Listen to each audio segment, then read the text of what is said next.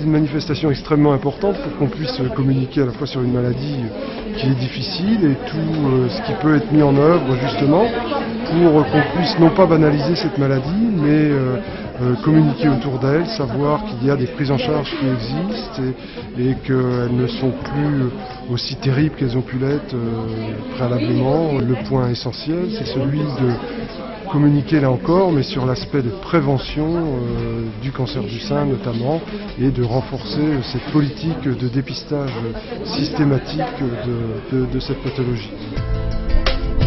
Cette année à Rennes, nous avons décidé d'organiser un certain nombre de conférences dans le cadre d'Octobre Rose, comme tous les ans. Nous avons mis en avant les soins de support. Première conférence donc sur le lymphœdème, une autre sur l'alimentation et cancer, et demain nous continuons sur l'image de soi et la vie après un cancer du sein. C'est une étape intéressante puisque cette année le ruban de l'espoir passe à Rennes. Nous avons choisi de mettre en place un forum associatif avec plein d'associations plutôt en lien avec le cancer du sein. Vous avez Vivre comme avant, le comité féminin des dépistages, la Ligue contre le cancer et puis les impatientes également.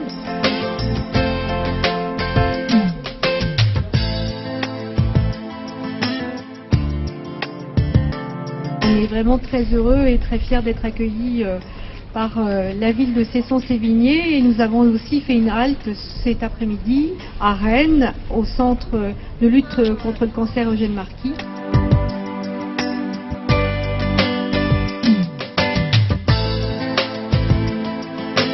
Cesson-Sévigné a répondu immédiatement à la demande qui avait été faite par Moyena pour organiser une étape du Tour de France solidaire contre le cancer du sein, le ruban de l'espoir, parce que ça nous semblait correspondre vraiment à une réalité chez nous, et nous on est solidaires aussi de toutes les femmes qui souffrent de ce cancer, qu'elles soient à Cesson ou ailleurs, et on veut donc témoigner en leur faveur.